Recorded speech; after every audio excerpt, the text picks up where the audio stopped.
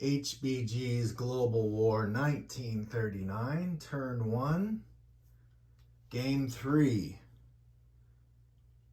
Every turn is different for Germany on this game. It is definitely one of the reasons that the game has so much replayability, because every turn for Germany is going to be different. There's randomness that you can't predict, so a lot of maneuvering that you just can't know what you're going to do until Germany's done. Now, that's true for all Axis and Allies games, but this much more so. So, I don't want to say it's a typical game, but the UK decided to go into Normandy because they wanted to liberate the Vichy battleship and destroyer. Now, generally, you don't want to attack Germany right away, first turn, and take back Normandy, because now Germany gets rockets. But a free French battleship and a free destroyer is worth it. There is a little bit of a UK Navy left, and as far as Africa, well, let's talk about Yugoslavia again. Germany actually had a bad turn, but they went into Yugoslavia with, this happened last game too. So this, I went in with 5 infantry and a paratrooper. And 3 attack bombers and 3 vet fighters. 3 hits on my planes. Or no, 2 hits on my planes. 2 hits on my planes. But 4 infantry of the Yugoslavians hit. And then the second round wasn't much better. So Germany did not take Yugoslavia, which changed what Italy was going to do. Because last game I could not get into Greece until turn 4-5. And I want to get the Axis neutrals in it quicker. So, long game, I'm going to probably eat it in Africa sooner rather than later. Probably shouldn't have, I don't know if Italy should have taken these or not, but they did, because the UK can't do everything. This will hurt one of the UK's bonus. They can't take everything. And the UK isn't going to have a transport. So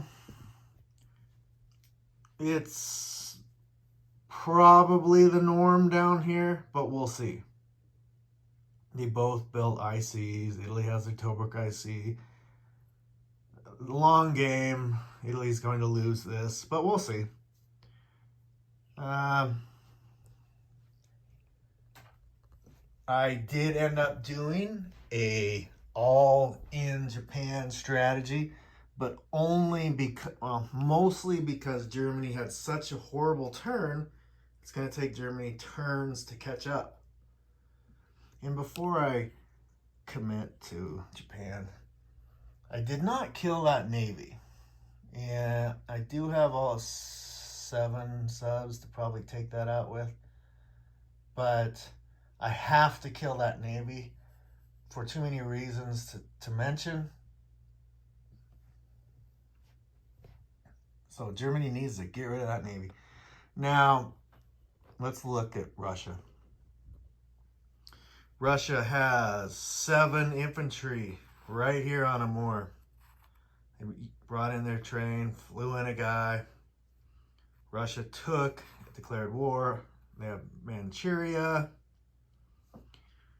The CCP has whatever that spot is. And there's only vets, so I doubt Japan's going to advance. And it looks silly that China would put this much on the shoreline just waiting to die.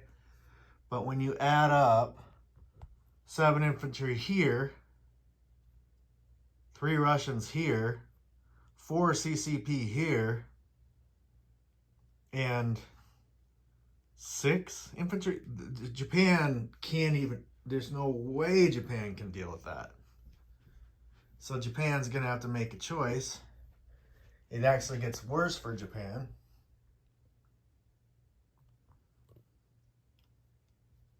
Can't see it, but the U.S. built a military base. So it's obvious and clear to anyone that's playing this game, and since it's only me solo, I know what I'm kind of doing anyway, but anyone that plays this game would know this is an all-in Japan strategy. And I wasn't going to necessarily do that, but it just worked out because Japan did so bad. And also, China. They left everything here on, 2 cavalry, 7 or 8 infantry, AA gun, their fighter. Now, Japan can kill that. And maybe I'm not playing optimally by throwing away all my good stuff away first turn. But Japan has to make choices. I don't see how it's possible now that they could go into Calcutta. Actually, they still could take Calcutta 3rd turn. But because Japan's going to be in so much trouble over the next 2 turns with China and Russia, who brought in all their units from Novosibirsk are coming this way. So because Japan's in so much trouble, not sure I'm going to be going into Calcutta. And again, that's probably a mistake, but Japan will if Japan goes to Calcutta, they will be kicked off the land in entirety. And it's the $10 bonus for Calcutta that brings the U.S. in at a turn early. I just don't like getting the U.S. into it. It's tough to say what's going to happen. I think Japan will have to probably declare war on the UK turn 3, no matter what, because if not, the UK will declare war on Japan just because Japan's very weak. So Russia kind of cut their own throat in the sense that they may have created an all-in Japan scenario. Or no,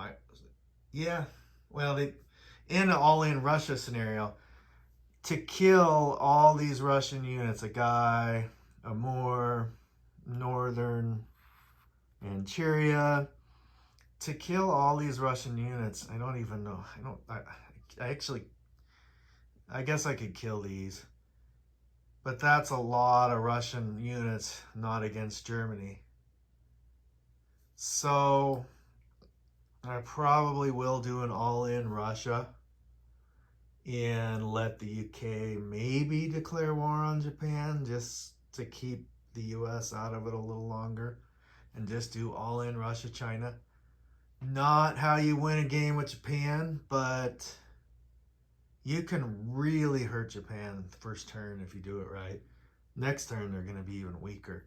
So, we'll see. I'll try to post another video tomorrow. And see you in turn 2.